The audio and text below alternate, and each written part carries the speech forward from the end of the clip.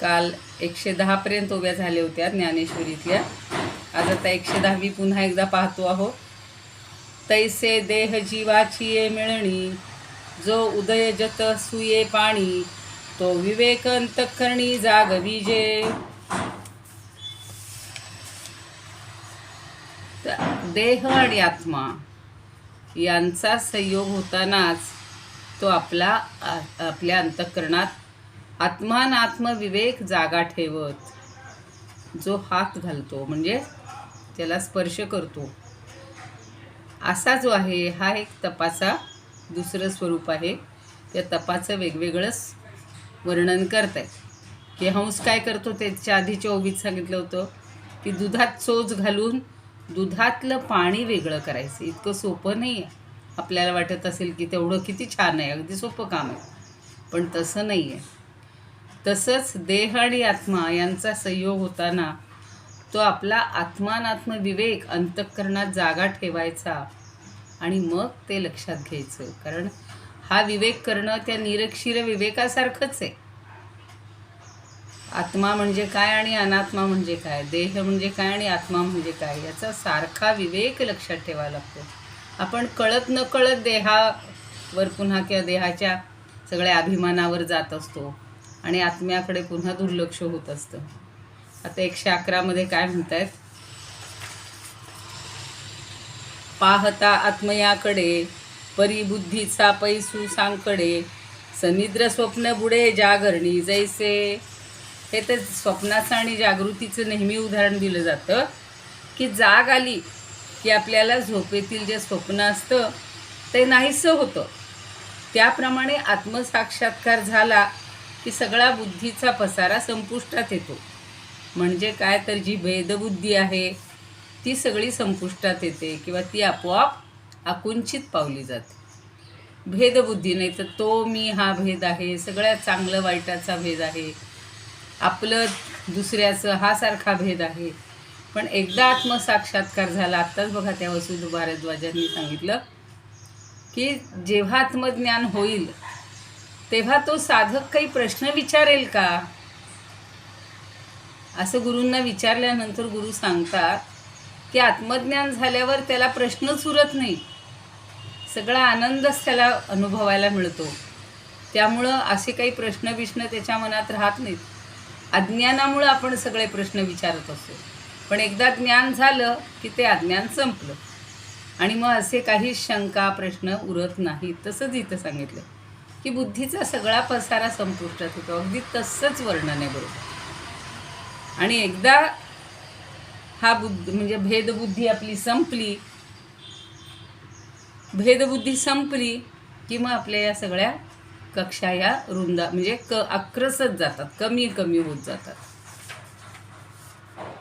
तैसा आत्मपर्यालोचू प्रवर्ते जो साचू, तपाचा हा निर्वेचू धनुर्धरा. आत्मपर्यालोचू म्हणजे काय की त्याप्रमाणे आत्मविचार, पर्यालोचन म्हणजे सगळीकडून विचार करणं. तर आत्मविचार हा एकदा आपल्या अंतःकरणात रुजला, पालवला की मग तपशब्दाचं सामर्थ्य कळतं, त्याचा अर्थ कळतो. नाहीतर जे लोक खरं तप करतात ना त्यांच्याकडे कधी कधी आपण कुत्सित बुद्धीनेही बघतो किंवा आपल्याला त्याचं महत्त्वच कळत नाही. पण त्यांनी असं सांगितलं की पाहता आत्मयाकडे परिबुद्धीचा पैसू साकडे, नाही ते झालं होतं, तैसा आत्मपर्यालोचू प्रवर्ते जो साचू, तपाचा हा निर्वेचू धनुर्धरा. तर तपाचं जे स्वरूप आहे ते आपल्याला व्यवस्थित लक्षात येतं, तपाचं सामर्थ्य समजतं. पण एकदा आत्मविचार हा आपल्या अंतःकरणात रुजला पाहिजे, पालवला पाहिजे. आता अजून एक नेहमीच अगदी आपल्या ओळखीचं उदाहरण देतात. आता बाळाचा हिती स्तन्य, जैसे नानाभूती चैतन्य, तैसे प्राणीमात्री सौजन्य आर्जवते. आता आर्जवबद्दल बोलणार, तपनंतर आर्जव. आर्जवाचं उदाहरण देताना सांगतायत की अरे पार्था, ज्याप्रमाणे आईच्या स्तनातलं दूध हे लेकराच्या पोषणाकरताच असतं किंवा बाळाच्या मनात केवळ स्तनपानच असतं ना, किंवा भूतमात्रांमध्ये सळसळणारे चैतन्य असतं, त्याप्रमाणे प्राणीमात्राच्या ठिकाणी साधुवृत्तीनं पाहणं, सौजन्यानं पाहणं, या सगळ्याला आर्जव असं म्हणलं आहे. 2 उदाहरणं दिली. आईच्या स्तनातलं दूध दुसऱ्या कोणासाठी असेल हो? नाही. आणि तेही लेकराच्या पोषणाकरताच असतं. ती अगदी जीव ओतून त्याला स्तनपान देत असते. पण बाळाच्या मनात केवळ स्तनपानच असतं. त्याला काही आपली पुष्टी होणार आहे, आई आपल्या मोठे होण्यासाठी सगळे प्रयत्न करती वगैरे असं त्याच्या डोक्यात नसतं. तसं प्रत्येक भूतमात्रामध्ये सळसळणारे जे चैतन्य आहे ते प्रत्येक प्राणीमात्राच्या ठिकाणी साधू वृत्तीनं पाहणं, सज्जन वृत्तीनं पाहणं, सौजन्यानं पाहणं, त्याला अगदी आपलेपणाच्या भावनेनं पाहणं, त्याला आर्जव म्हटलेलं आहे. दानंदमश्च यज्ञश्च स्वाध्यायस्तप आर्जवम. स्वाध्याय झाला, तप झाला. तर आर्जवची उदाहरणं किंवा आर्जवची जी काही लक्षणं आहेत ती आता भगवंत आपले ज्ञानदेव आपल्याला सांगतायत. पण याच्यामध्ये जास्त विवरण करण्याजोगं नाहीच आहे. मागे मी सांगितलं होतं की रुजू म्हणजे सरळपणा, कुणाशीही वाकडेपणा ठेवायचा नाही. आणि त्याच्यावरून आर्जव हे भाववाचक नाम बनलेलं आहे. अगदी मुंगी असू, पाल असू, कुठलाही प्राणी असू, कीटक असू, या सगळ्या भूतमात्रांमधलं जे चैतन्य आहे, सळसळणारे चैतन्य आहे, किंवा त्या प्रत्येक प्राणीमात्राच्या ठिकाणी साधूच्या दृष्टीनं पाहायचं, सौजन्यानं पाहायचं. कुणाला हिडीस करायची नाही. आपलेपणानीच फक्त काही लोकांना पाहायचं, काही लोकांना म्हणजे नको असल्याप्रमाणे त्याच्याकडं द्वेषानं पाहायचं, असं काही नाही. तर सौजन्यानं सगळ्यांकडं पाहणं याला आर्जव असं म्हटलं. बघा काही संतांची, सज्जनांची अशी सूक्ष्म दृष्टी असे ते सगळ्यांवर फिरवतात. काही व्याख्यान असेल, प्रवचन असेल, म्हणजे ते इतक्या सूक्ष्मतेनं आणि सगळ्या आपलेपणानं सगळ्यांकडे पाहतात की त्यांच्या दृष्टीनं मोठे असतील, श्रेष्ठ असतील तरी ते सारखेच आहेत. अगदी एखादं गरीब असेल, साधे लोक असतील, हीन असतील, त्यांच्याकडे ते तेवढ्याच प्रेमाने पाहतात. याला आर्जव असं म्हटलेलं आहे. आता पुढचा श्लोक आपल्याला दुसरा श्लोक घ्यायचा आहे. एका श्लोकावरचे हे सगळे गुण आपण दैवी गुण पाहिले. कोणकोणते पाहिले? अहिंसा नाही, अभयम, सत्व, संशुद्धिर, ज्ञानयोग व्यवस्थिती, दानंदमश्च यज्ञश्च स्वाध्यायस्तप आर्जवम. आर्जवपर्यंत आलो आपण. आता पुढचा घ्यायचा आहे श्लोक. अहिंसा सत्यमक्रोधस त्यागशान्तिरपैशुनं दयाभूतेष्वलोलुप्त्वं मार्दवं ह्रीरचापलम्. आता इथे छोटासा संधी आहे. ह्रीही अचापलम, तसं शांतीही अपैशुनम, सत्यम अक्रोध, हा क्रोध नाही घ्यायचा बरं का, सत्यम अक्रोध हा त्याग हा. आणि दुसऱ्या ओळीला भूतेषु अलोलुप्त्वम, सगळ्या भूतेषु म्हणजे प्राणीमात्रांच्या बाबतीत अलोलुप्त्वम. आता प्रत्येक गुणाचा आपण अर्थ बघूया. अहिंसा सगळ्यांना माहिती आहे, पण तरीसुद्धा फक्त शस्त्रांनी किंवा ह्यांनी केलेली जी शारीरिक हिंसा आहे ती म्हणजे ती न करणं म्हणजे अहिंसा असं नाही. तर शरीर, मन आणि वाणी या तिन्हींच्या द्वारे कोणत्याही प्रकाराने कुणालाही कष्ट द्यायचे नाही.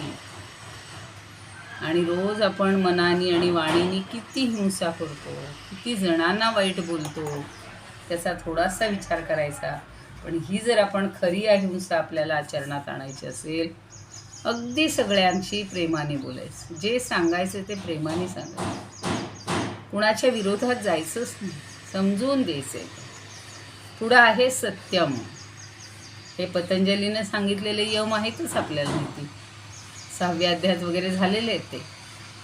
अहिंसा सत्यम, सत्य सगळीकडं काय असेल ते खरं बोलायचं, फक्त सत्याचीच कास धरायची. आणि सत्य एकमेव गोष्ट आहे ब्रह्म, त्याच्यासाठीच सगळं आपला आटापिटा पाहिजे, खोटं काहीच नको, आत बाहेर अजिबात नको. पुढचा आहे अक्रोध हा, त्याच्याखाली तर अंडरलाईन पण आपल्याला कधी काय कारणाने क्रोध येईल सांगता येत नाही. म्हणून एवढं सगळं मनाला जिंकून घ्यायचे समर्थसुद्धा सांगतायत की नको रे मना क्रोध हा खेदकारी, नको रे मना कामना ना विकारी. तो इथे क्रोध नसणं म्हणजे अक्रोध. आणि त्याग हा इतकी त्यागी वृत्ती की हरिश्चंद्रासारखी स्वप्नात दिलेलं वचन पाळण्यासाठी त्यानं सगळ्याचा सर्वस्वाचा त्याग केला, आपल्या बायकोचा, आपल्या मुलाचा, आणि स्वतःलाही शेवटी त्यानं विकून टाकलेलं. म्हणजे केवढा त्याग. नंतर शांती, शांत वृत्ती. काही लोकांकडे बघा, बघितलं की एकदम आपल्याला सुद्धा शांत वाटतं, आणि काहींकडे बघितलंच रावणाकडे पाहिलं की काय माणूस घाबरूनच जातो. त्याच्या ठिकाणी शांती दिसणारच नाही. कंस असेल, हे सगळे दुष्ट जे आहेत त्यांच्याकडे शांती नाहीच आहे. पण तोच राम, कृष्ण, जे जे कोणी देवता आहे, विठ्ठल, सगळ्या दत्त, सगळ्यांकडे पाहिलं की आपल्याला शांत वाटतं. आणि अपैशुनम, पैशुन म्हणजे कठोरपणा, आणि अपैशुनम म्हणजे कुणालाही कुणाची निंदा करायची नाही किंवा कुणाशी कठोर बोलायचं नाही. हे सगळं म्हणजे अपैशुनम. आणि शेवटी आहे भूतेषु दया. भूतेषु सगळ्या प्राणीमात्रांबद्दल दया दाखवायची. नामदेवांनी काय केलं, कुत्र्यांनी पोळी पळवली तर त्याच्याबरोबर त्या मागे तुपाचं भांडं डबा घेऊन गेले की बाबा रे कोरडी पोळी खाऊ नको. एकनाथांनी काय केलं तर तडफडणाऱ्या गाढवाला रामेश्वराला न्यायची गंगा जी होती, तीर्थ होतं, त्याला घालून जीवदान दिलं. आत्तासुद्धा आपण पाहतो बाबा आमटे आहेत, असे कित्येक लोक आहेत जे प्राणीमात्रांसाठी धडपडतात, त्यांच्या सुखासाठी धडपडतात, त्यांच्यावर दया दाखवतात. काही बघा मांजर, कुत्रे, सगळे जे प्राणी आहेत, पोपट म्हणजे पक्षी, ज्यांना पाळतात ते सगळे त्यांच्यावर अतोनात प्रेम करतात. आपल्या पोरांपेक्षा सुद्धा अतोनात प्रेम असतं.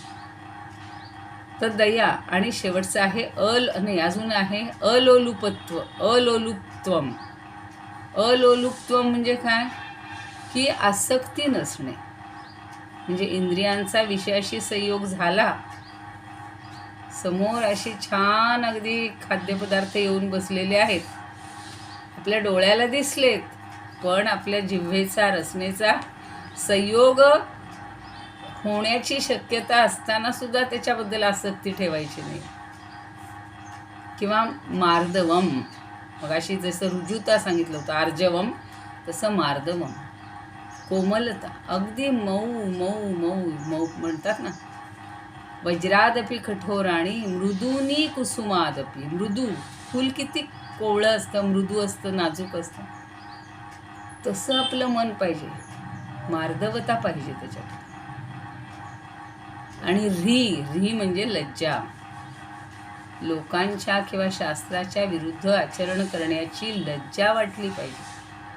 आता आपण पाहतो अगदी बागांमध्ये, अगदी भर चौकामध्ये हल्लीच्या मुलामुलींना किंवा कुणालाही, काही लोकांना कसली लज्जाच वाटत नाही. हातात हात घालून कुठे काय करतील काही सांगता येत नाही.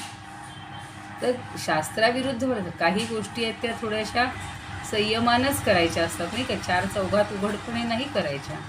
कुठल्याही आपल्या कामना काय ज्या असतील त्याची पूर्ती. आता पिक्चरमध्ये बघतात म्हणून तसेच वागायला लागतात, म्हणून असे खरं म्हणजे पिक्चरच बघायला नको. पण ते तर होत नाही. रोज रोज नव्या नव्या, आणि हल्ली TV, मोबाईल, सगळ्यावरच सगळं आहे. तर री म्हणजे विरुद्ध आचरणाची लाज वाटणं. आणि शेवटचं आहे अचापलम. चपलता म्हणजे चंचलता. अचापलम म्हणजे व्यर्थ क्रियांचा अभाव. उगाचच लगबग, इकडं करा तिकडं करा, याला भेटा त्याला भेटा, काही गरज नाही. जेवढं शांत राहता येईल ना, म्हणून शांत शब्द चांगला दिलेला की शांती. तसं शांत राहिलं की आपल्याला शांती मिळते. आता त्या सोहमचा अभ्यास चाललेला आहे किंवा आपण सगळे ओंकाराचा हे करतो. अशा साधनेचा जर आपण अभ्यास वाढवला तर आपल्याला बरोबर शांती मिळू शकेल, आपलं चापल्य कमी होऊ शकेल. आता एवढे अर्थ एका श्लोकामध्ये किती गुण घ्यायचेत बघा. अहिंसा, सत्य, अक्रोध, त्याग, शांती, दया, अलोलुप्त्व, मार्दव, ह्री आणि अचापलम. 10 गुण आहेत. 10 गुणांनी युक्त आपण आज व्हायचं आहे. आता ठरवूया त्यातला कुठला कुठला गुण आपल्यात आत्मसात करता येईल. हे आता पुन्हा सांगत नाही अर्थ, कारण ते बरेच आपण विस्ताराने पाहिलेले आहेत. तर ह्या चांचल्याचा पूर्ण अभाव, ह्या सगळ्या गोष्टी आपल्याला प्राप्त करून घ्यायच्या आहेत. दैवी संपत्ती वाढवायची. आता घरातली संपत्ती काही वाढवायची नाही. आहे ती एक तर वाटून टाकायची, नाही तर आहे ती कमी करायची. शक्यतो आपल्याला आता संग्रहाच्या मागे लागायचंच नाही. पण आता संग्रह कुठला करायचा आहे, तर दैवी संपत्तीचा संग्रह करायचा. काल परवा म्हणलं तसं शमदमादी षट संपत्ती, ही सगळी संपत्ती. आता बघा, आता ज्ञानदेव काय सांगतात. आणि जगाची या सुखोद्देशे शरीरे वाचा मानसे राहटणे ते अहिंसे रूप जाण.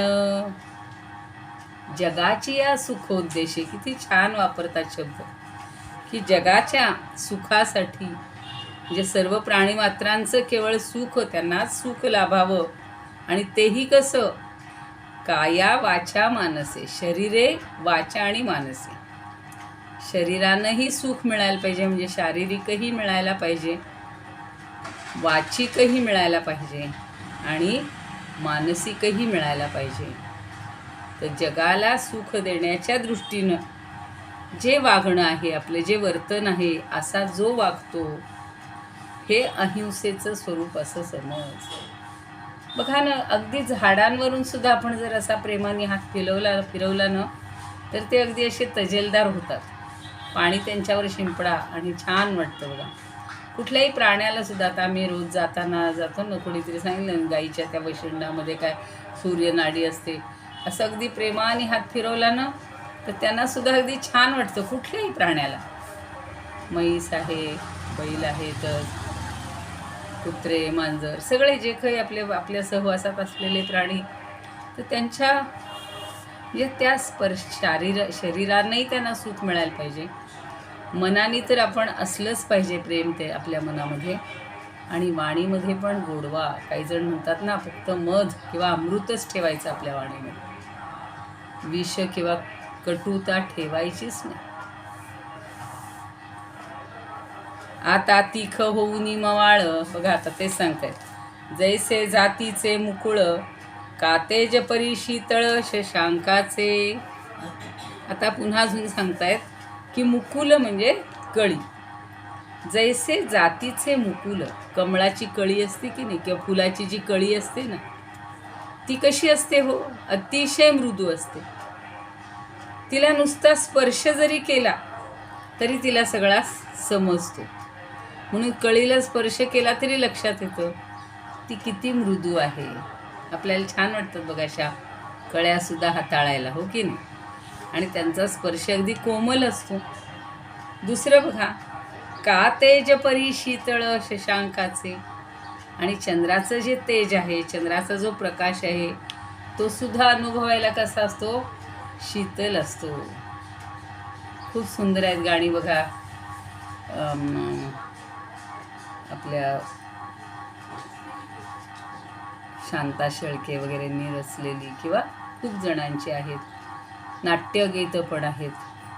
आता उद्या आहेच पौर्णिमा, आपण उद्या असणार नाही, पण सहज एकदम आठवलं की उगवला चंद्र पुनवेचा मम हृदयी दरिया उसळला प्रीतीचा. उगवला चंद्र पुनवेचा. त्या चंद्राच्या चांदण्यात लोकांचं प्रेम बहराला येतं. मग ते फक्त कामीजनांचंच असं नाही, प्रत्येकाचं प्रेम हे उमलून येत असतं. आणि ती चंद्राची शीतलता सगळ्यांना हवीशी वाटते. मात्र सूर्याची उष्णता 12ची कुणालाच नको असते, पण सूर्याचा प्रकाश प्रत्येकाला हवा असतो. म्हणजे ह्या सगळ्या वर्णनातनं काय सांगायचे, तर आपल्याला शांतता मिळायला पाहिजे. सगळं म्हणजे सगळं जे वागणं आहे ते असं आपल्याला आल्हाददायक वाटलं पाहिजे. आणि ही अतिशय मृदू, स्पर्शाला कोमल अशी जी कळी आहे ना, तर हे सगळं शीतलत्व चंद्राचं हे आपल्याला अनुभवायला मिळायला पाहिजे. आता पुढं म्हणतात, आता तीख होऊनी मवाळ जैसे जातीचे मुकुळ, कातेज परी शीतळ शशांकाचे. ती झाली आता आपली उभी. शक्य दाविताची रोगू फेडू, आणि जिभे तरी नव्हे कडू, ते वोखदू नाही मागडू, उपमा कैची. आता एखादी गोष्ट दाखवल्या क्षणीच दाविताची रोग फेडू, म्हणजे शक्य होऊ शकतो. म्हणजे एखादी गोष्ट दाखवल्या रोग नाहीसा करतो. आणि जिभेला अतिशय कडू लागत नाही. जिभे तरी नव्हे कडू, जिभेला अजिबात कडू लागत नाही. असं जर औषध अस्तित्वात नसलं तर मी कशाला उपमा, म्हणजे मी उपमा तरी त्याची कशी देऊ. ते वोखदू नाही मा घडू, वोखदू म्हणजे औषध बरं का. ते वोखदू नाही मा घडू, उपमा कैची. तर अशा औषधाची उपमा कशी देता येणार नाही. म्हणजे आपण म्हणतो ना, फक्त गोड पाहिजे. लहान मुलं म्हणतात बघा, कडू औषध नको. पाहिल्याच रोग नष्ट व्हायला पाहिजे. एखादी आपली प्रेमळ व्यक्ती आली ना, की लगेच रोग नष्ट होतो. कालच मी पाहिलं, आमची जी छोटी 3.5-4 वर्षाची मैत्रीण आहे, ती आजारी पडली होती 4-5 दिवस. आणि आम्ही जाऊन भेटून आलो. तिला बरं वाटलं भेटायला गेलं की. तर तिची काल मैत्रीण आली महिन्यानंतर गावाहून. अक्षरशः ती खरंच ताजीतवानी झाली. म्हणजे जे आत्ता म्हटलंय ना, की पाहिल्या रोगाचा रोग नाहीसा होतो, असं सुद्धा असतं की व्यक्तीला पाहिलं तरी सुद्धा रोग नाहीसा होतो. किंवा काही अशी औषधं असतात की ते पाहिल्या सुद्धा आपल्याला अशी आनंद देणारी औषधं असतील, ज्याच्यामध्ये कडूपणा नसेल. तर मग कशाची उपमा देऊ म्हणतायत पार्था, कशाची उपमा देऊ. नाही तर पाणी खरं कसं असतं, मऊशार असतं. पुढचं एक उदाहरण देत आहे. तरी मऊपणे बुबुळे, झगडताही परी नाडळे, एरवी फोडी कोराळे पाणी जैसे. आता एरवी पाणी सुद्धा इतकं पाण्याचा स्पर्श सुद्धा आपल्याला असा मृदू मऊशारच असतो. किंवा बुबुळांवर जर जोरात आदळलं तर आपल्या मार्दवानं ते बुबुळांना खपत नाही. म्हणजे पाणी मऊ आहे, पण ते बुबुळांवर जर आपटलं गेलं जोरात, तर मात्र त्याला तो स्पर्श सहन होत नाही किंवा इजाही करत नाही. म्हणजे मार्दवामुळं ते बुबुळांना खपत नाही, म्हणजे खुपत नाही किंवा इजाही करत नाही. पण तेच पाणी झगडताही नाडळे, एरवी फोडी कोराळे पाणी जैसे. कोराळे म्हणजे एखादे कडेच्या खडे. ते जर डोंगराच्या खड्यावर आदळलं तर ते कडेसुद्धा ते फोडून काढतो. एवढा पाण्याचा जोरात आघात असतो की ते मोठाले खडकसुद्धा किंवा कडेसुद्धा फोडून काढतो. पण तेच आपल्या मार्दवामुळं बुबुळांना किंवा कोणाला इजा करत नाही. अजून उदाहरण पुढची आहेतच त्यांच्याकडे भरपूर. तैसे तोडावया संदेह, तीख जैसे कालोह, श्राव्यत्वे तरी माधुर्य पायी घाली. आता आपल्या मनातला संदेह तोडाया, मनातला संशय किंवा भ्रम नष्ट करण्याच्या बाबतीत तीख जैसे का लोह. पोलाद, तीख म्हणजे तीक्ष्ण, लोह किंवा पोलाद हे कसं असतं, पोलादासारखं तीक्ष्ण वाटणारे शब्द. श्राव्यत्वे तरी माधुर्य, एरवी श्रवणाच्या बाबतीत ते शब्द माधुर्याला मागे टाकतात, म्हणजेच पायदळी घालतात. पण एखाद वेळेला असा शब्द वापरला जातो की तो इतका तीक्ष्ण असतो, त्या पोलादासारखा, लोखंडासारखा, तोही नको वाटतो. म्हणजे किती नाजूकपणा पाहिजे, किती सगळा गोडवा पाहिजे आपल्या बोलण्यामध्ये, ते इथं समजावून देत आहे. म्हणजे सहज म्हणून बोलायचं झालं. मनातला संशय वगैरे नष्ट करण्यासाठी पोलादासारखे तीक्ष्ण वाटणारे शब्द कसे वापरले जातात, किती होत्याचं नव्हतं होऊन जातं. आयुष्यभराची वैरत्व किंवा सगळं मैत्री आपली संपून जाते. इतकं ते कठोर शब्दांनी माणसाला घायाळ केलं जातं. एक वेळा असं म्हणतात की शूट केलेलं परवडलं, पण ह्या शब्दांच्या शस्त्रांनी हे करू नये, कधी कोणाला दुखवू नये. आणि तेच शब्द एरवी आपल्याला माधुर्याने अगदी मागे टाकतात. श्रवणाच्या बाबतीत माधुर्याला मागं टाकतील, इतके गोड असतात. म्हणजे माधुर्याला ते पायदळीत उडवतात, इतकं त्यांचे प्रेमाचे शब्द असतात आपलेच. ऐकता कौतुके कानाथे निघती मुखे, जे साचारी वेचे निबिके ब्रह्मई भेदी. आणि कधी कधी अगदी सहज ऐकायला म्हणून जावं तर ते शब्द कानाला अगदी सुख देतात.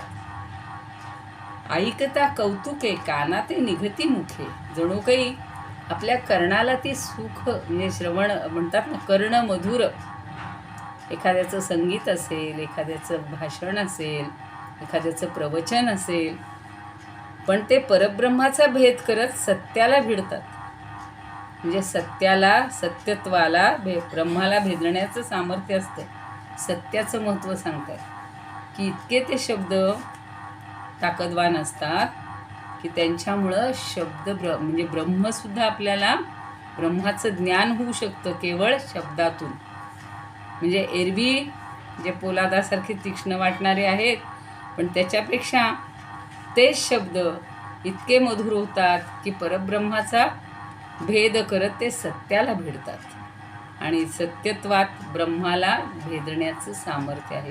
इतकं सत्य म्हणजे दुसरीकडे चालले. आता पहिलं अहिंसा झालं, आता सत्य सांगतात. किंबहुना संपेलच मला वाटतं वेळ का.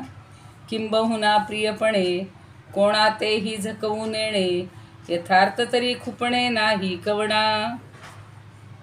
आणि किंबहुना काय सांगू म्हणतात, फार काय सांगू तुला. सत्याची कास धरताना हे शब्द कोणालाही दुखवत नाहीत, प्रेमाने कधी फसवत नाहीत.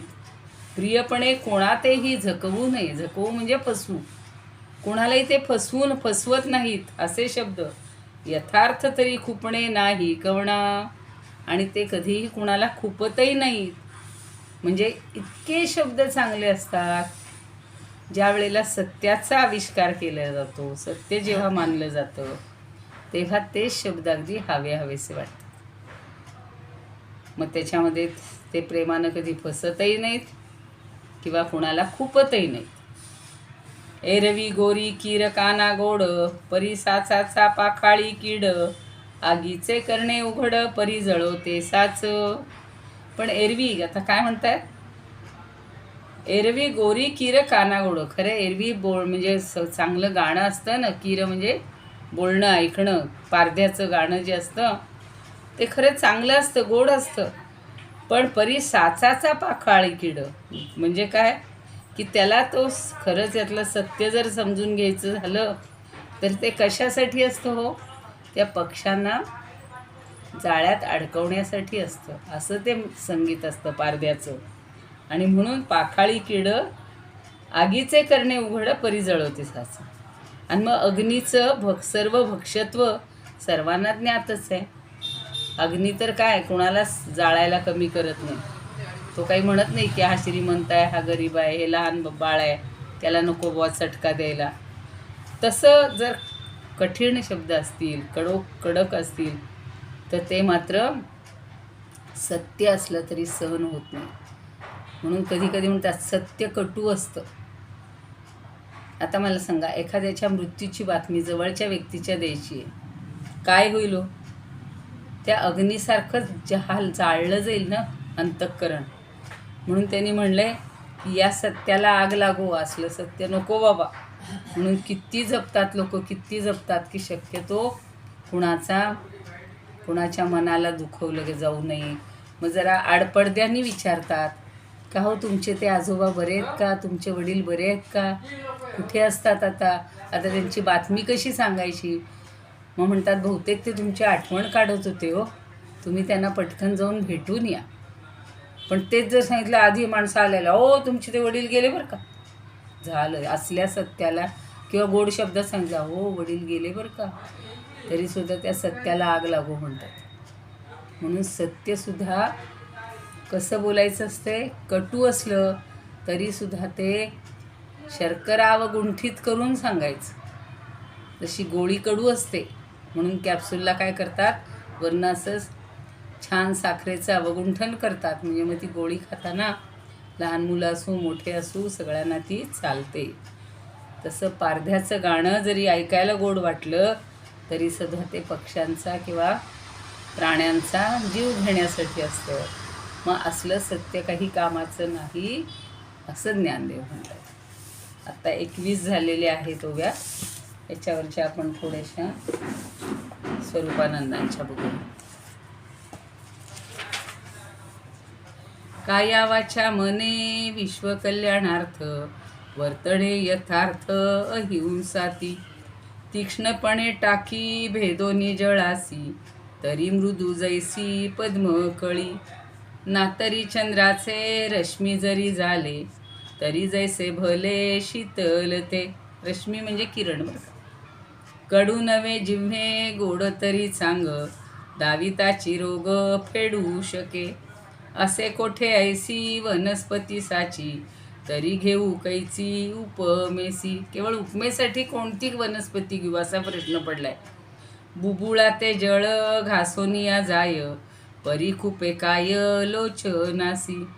एरविते जैसे पाषाणा लागोन टाकीते भेदोन तीक्ष्णपणे. पण आपल्याला डोळ्यावर पाण्याचा फवारा किंवा असा शिंपडलेलं छान वाटतं. तैसे संदेहाते तोडावया जाण खडगा परी तीक्ष्ण असे जे का. परी ऐकू जाता रसाळता ऐसी की जी माधुरीसी लाजविते. ऐकू जाता जे का सहज कौतुके अंकुरती मुखे कानासीच. परिब्रह्मासीही जातसे भेदोन ऐसे खरे पण थोर ज्याचे. फार काय सांगू प्रियत्वे जे थोर वंचिना साचार कोणातेही. 238 झाल्या. इदमुपकर्तुं भुवनमण्डलं समुदितमिव भास्करं सादरं वन्दे ज्ञानेश्वरं. त्रिभुवनमाता भगवद्गीता लोकमंगला लोकविश्रुता लोकहितं संततं ध्यायता. येन ज्ञानेश्वरी विरचिता श्रुत्वा प्राकृतगिरं सादरं वन्दे ज्ञानेश्वरं सादरं वन्दे ज्ञानेश्वरम्. आरती ज्ञानराजा महाकैवल्य तेजा सेविती साधू संत मनुवेधला माझा. आरती ज्ञानराजा लोपले ज्ञान जगी हित नेणती कोणी. अवतार पांडुरंग नाव ठेविले ज्ञानी. आरती ज्ञानराजा कनकाचे ताट करी उभ्या गोपिकाना. नारद कुंतुंबरू हो सामगायन करी. आरती ज्ञानराजा प्रगट गुह्य भोले विश्वब्रह्मची केले. राम जनार्दनी पायी मस्तक ठेविले. आरती ज्ञानराजा महाकैवल्य तेजा सेविती साधू संत मनुवेधला माझा. आरती ज्ञानराजा. ज्ञानेश्वर महाराज की जय. पंढरीनाथ भगवान की जय. जय श्री कृष्ण. जय तू ज्ञानेश्वर.